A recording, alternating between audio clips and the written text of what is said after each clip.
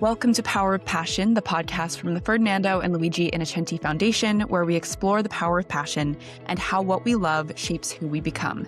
In each episode, we sit down with someone who has discovered a passion that brings them joy, growth, and meaning. Together, we explore how passions begin, how they evolve, and how they help young people imagine new possibilities for their futures. Whether a passion becomes a career or simply something that brings us joy, it matters. And this is a space for us to talk about it. So let's dive into today's conversation. Today we are joined by Zarin Khan, who is a writer, and she primarily uses her writing to explore the layered experiences of South Asian women. But you do so much more, Zarin, and I'm so excited to explore all of this with you. So thank you for being here with me today. It's so wonderful to talk with you. Thank you. I'm really excited to be here to actually talk about creative writing and share my passion for it, because it's something that I've had to hide for so long, because especially as a South Asian woman, there's that expectation that for a career, it's doctor, engineer, lawyer, or something that pays you a lot of money. But to be sitting here and to talk about creative writing as a viable option and as something that really makes me happy and owning it out loud, that feels really lovely. Yeah. I love that. That is wonderful. And that's actually kind of my first question is, let's start at the beginning. How and when did you first discover your passion for creative writing? Tell me about that. Oh, that's such a lovely moment to explore. So when I was 6 years old, my dad would take me to the library, and I loved reading books. You couldn't stop me from picking out a book. And I came across Jacqueline Wilson's novels, and she wrote this really good book called My Sister Jodie, and it ended in such a tragic way. It made me think, how can I write a book like that grips me as a reader, is so tragic, and I can't put it down and I can't forget about it. And that's when my dad bought me my first notebook and pen, and I didn't know how to write a story, so I started by copying Jacqueline Wilson's words and writing it as if they were my own. And then obviously I grew older and I learned that's plagiarism, you don't do that. And I started to develop my own voice as a result. And my love for creative writing deepened when I came across Kathy Cassidy's novels. She writes in a similar theme. She's quite family, friendship focused. And I really liked her work. And I started to develop my own voice in writing the more I wrote every day. And I met her when I was in year 6 as well. So that was really fun. And it made me think, well, dreams are possible. Because, hey, I'm meeting a real life author and I'm barely 11 years old. So it really deepened my passion and my love for the work. I love that. That is beautiful. And then my next question is actually just kind of a continuation, because then you started writing, of course, and you were able to meet someone who really inspired you to do this work. Was there a moment when you realized this isn't just something that I enjoy doing or something that I do as a pastime? This is something that I really love and something that I want to do for more time and maybe for the rest of my life. What was that moment like for you? I think that moment for me had to be when I was in secondary school. So I realized that I struggled with doing schoolwork because I couldn't motivate myself to do it. I couldn't motivate myself to learn about biology or chemistry. I couldn't motivate myself. I only did it because I need to get grades, but not because I wanted to. But when it came to revising English language for GCSE, where you have to write a creative writing story, I didn't have to motivate myself. I was just doing it. Like, I got up early morning. I wasn't sleeping my life away. I was doing it because I wanted to. And there'd be moments where my parents would just catch me sitting at my desk and they're like, oh, she's writing again. She's just writing. You can't stop her, clearly. So that, I guess, was when I knew that this is the way I live. This is the way I process life. And this is almost as synonymous as breathing for me. That was beautiful. That was such a wonderful story, and I could just envision it so clearly. Like, I could see you sitting at the table and your parents walking by, and I love that. I also wanted to bring in a quote that I saw as I was doing my little kind of research, stalking you before this episode, and You said, I think it was on your LinkedIn maybe, I believe that stories like science can change how we see the world and what we believe is possible. And so I do want to bring into this that you are an engineer. And so that nod to science is about your professional life, which is very different, I think, at least in a lot of people's minds, very different from your creative writing journey. But how do you balance both of these? How do you balance your passion for creative writing with your career, and how do you see them complementing each other in your life or just kind of in general with your work? Tell me about that. How does it all come together for you? What drove me towards engineering and science was the movie Hidden Figures, where I saw Katherine Johnson, a black woman in the 1960s, brain box of NASA. She helps them fly that rocket, and she is a literal story of her own. And I'm like, I want to be a story of my own too. So that drove me towards science and engineering. And the thing that I didn't realize, though, is that engineering is a very demanding career. It demands a lot out of you. It demands all of your passion at once. And creative writing is not as forgiving either. It also demands everything from you. So they complement each other when they want to, but they're both fighting for my attention and my full self. And so sometimes it is really difficult to balance my passion for creative writing with my engineering career because they're both very intensive and they're both very fruitful and fulfill me in different ways that they fight each other all the time. So it's hard to find a complementary way of going about it. But I think one time where I was able to find a complementary approach with my engineering mindset and my creative writing passion is when I was working on rewriting my novel. So I thought of it as like building a house and the foundations involved. So you want the cement, you want to add bricks on top, you want to make sure the temperature's right. And you can translate that into the metaphor of ensuring the emotional temperature of a scene or the character mindset is right as well, so that you're building layer by layer to get that finished structure. And that was what helped me rewrite my novel. So there are instances where they do complement each other. Yeah. I think that is so interesting. I really do love that quote, the idea of kind of stories and science and this idea of them both playing a part in your, personal life, but also your professional life. And I think you're managing to do it. And knowing you and all your crazy schedule, and you are balancing it all. So keep doing what you're doing, because I think you're doing so much good in the world in different ways. Thank you for sharing that. And Hidden Figures is awesome. So that's a great nod to a great story. I love that. So you are a writer, and I also mentioned a little bit earlier, you're also a podcaster. And I've been so grateful to be a small part of this podcasting journey with you and to be able to see you grow this platform. What does learning and growing as both a writer and a podcaster, they might be similar or they might be different. What does growth look like for you? What does learning look like for you? I think growth and learning, at least if I go from season 1 of my podcast, where it's very new, very much like I have to show up as a polished self. I have to show up as always poetic, always finding meaning in every little thing, to realizing my audience will accept me as I am, actually. And hence, season 3 is not as scripted, it's more natural. It's more me saying it in the moment as it is, and comfortably accepting that my audience will find me. The audience for me will find me. I don't have to polish myself so that they find me and they choose me. It's about letting go of the need for approval. That is, I think, a mark of growing as a writer and a podcaster. You let go of needing to be approved by others, and you choose to show up as your unpolished natural self. And then they see you for you, and an honest connection forms, both writer and reader wise, and both podcaster and listener wise.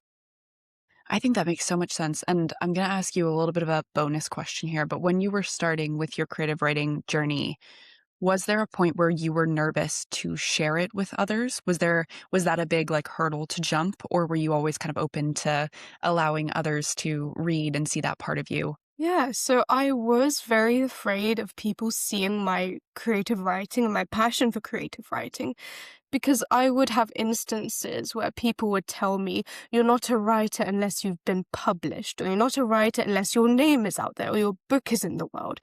That does not define a writer. A writer is someone who thinks about words, dreams stories in their everyday living, whether they're walking to the groceries or sitting at home. That's a writer.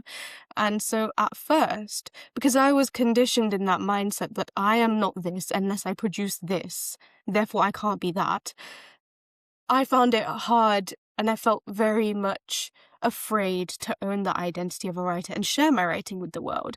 Fear of being questioned of my identity and fear of being judged for the way I write and for what I do and not seen as good enough. These fears really stopped me from owning myself and what I want. I don't know what changed. Maybe the fact that I grew older and realized that, well, one day I'm going to regret not taking this chance to share my work with the world. One day I'm going to regret not having courage.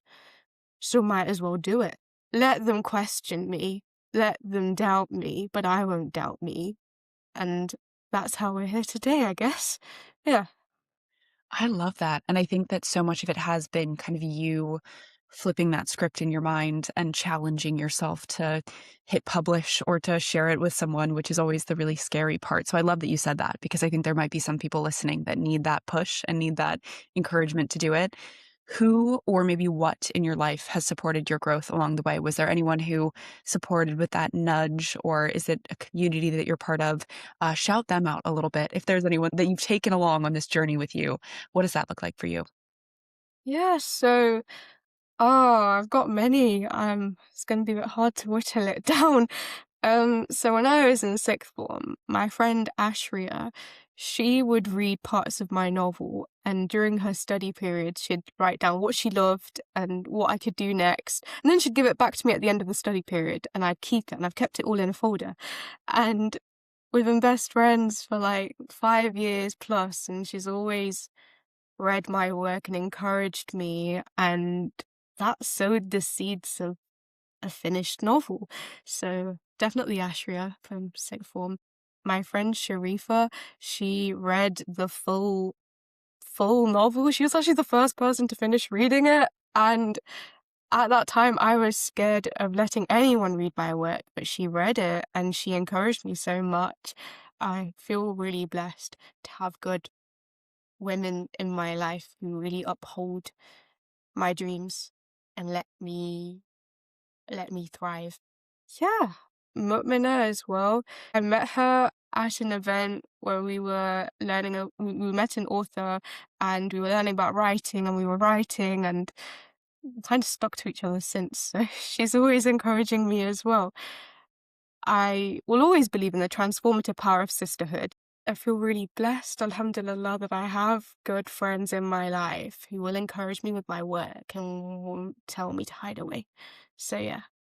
I love that. And I think the idea of sisterhood and that community around you, sometimes it does take a village. And I think that's what I've found is like, it's the best way to bring people along with you. You know, let's not create an isolation. Let's try to do it together as much as we can. And I'm a big believer, you know this, in like the more eyes and ears you have providing feedback on things, the better it will be. You're never alone with stuff. So I love that you have these sisters behind you in this community that's come along with you. Yeah. What does creative writing give you? I think we've talked about some of this, but how does creative writing impact your life? How has your life changed as you started writing? Huge question there, but tell me about that. I've experimented with this actually. I've gone from periods where I don't write because I've internalized voices that tell me, well, what are you going to get out of it? And I'm stuck at that question, what do I get out of it?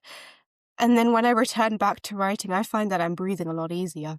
I find that I'm at peace. I can look at the sky and the sun and feel grateful for everything in my life. I find that writing elevates my heart and my eyes and my ability to be grateful for everything God has given me. I feel that it elevates me from a spiritual level, especially. It might look like selfishness to the untrained eye that thinks, oh, this person's hiding themselves away from society, not giving anything to society.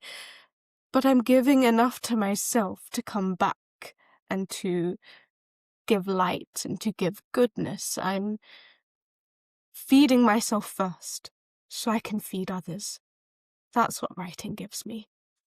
I love that, Zarin. That just gave me like chills. I think that that is so beautiful. And the idea of taking care of yourself and looking after yourself. And if this is a way for you to, do self-care and to sustain yourself so you can keep going and keep giving back to the world, that is amazing. And I just absolutely love that. This is going to be a tricky one. In one sentence, if possible, sum it all up for us. This whole conversation. Why do you write? Huge question. I write to feed myself first so that I can feed others later. I love that. I love that. That's beautiful. My last question for you is for young people who might be searching for a passion. They might be looking for something that feeds them and fuels them, but they might not have found it, or they might have tried a few things, but nothing's sticking. What advice would you share with them? I think they secretly know what is fueling them, but it could be a case that fear is not letting them admit it. They might be conditioned in a certain mindset that what you're passionate about must give you financial success, or what you're passionate about must bring you status. And when they're conditioned in that mindset, they immediately filter out passions that they make them passionate but don't lead to that route. So I think let go of the mindsets you've been brought up with that tell you your passions have to lead to financial success, profit, status, friends. Your passion is something that fuels you so that you can then fuel the world. So find what fuels you outside of those structures and outside of societal messaging, and you will know, because it will make you get up out of bed faster than anything. And that's when you know you found it. Hold on to it, nurture it. Yeah.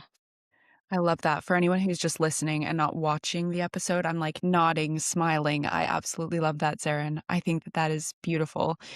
How can people find you? How can they find your podcast? How can they find your writing? Yeah, where can people go? I'll also put all of the links in the description, but give a little shout out really quick. How can people support you? How can they follow along with your work? Yeah, so my podcast is called This Stays Between Us. You can find it on Spotify, Apple Podcasts, Podbean, all the beautiful podcasting websites. My Instagram is this_stays_between_us, and that'll also be linked below. So feel free to message me if you want me to read out your work in one of my episodes. I'd be happy to. I would absolutely love to, because I love empowering writers and featuring them on my podcast. And if you would like to read some of my writing, well, see how brave I feel and we'll get there. But feel free to reach out to me if you have any questions about writing or courage or things like that. I'd be more than happy to help.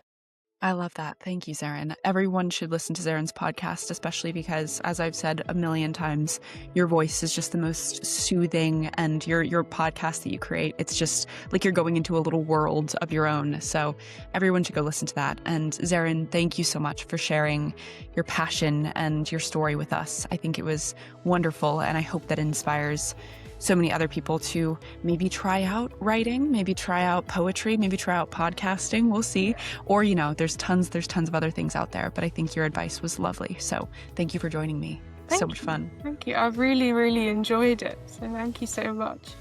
Of course. And thank you to everyone listening. We hope today's conversation encourages you to explore what brings you joy, and you should follow it with curiosity and confidence. That is our hope for you. Join us next time to hear from another guest about another passion and another way young people are shaping their futures. Until then, keep noticing what lights you up and give it space to grow. We'll see you next time.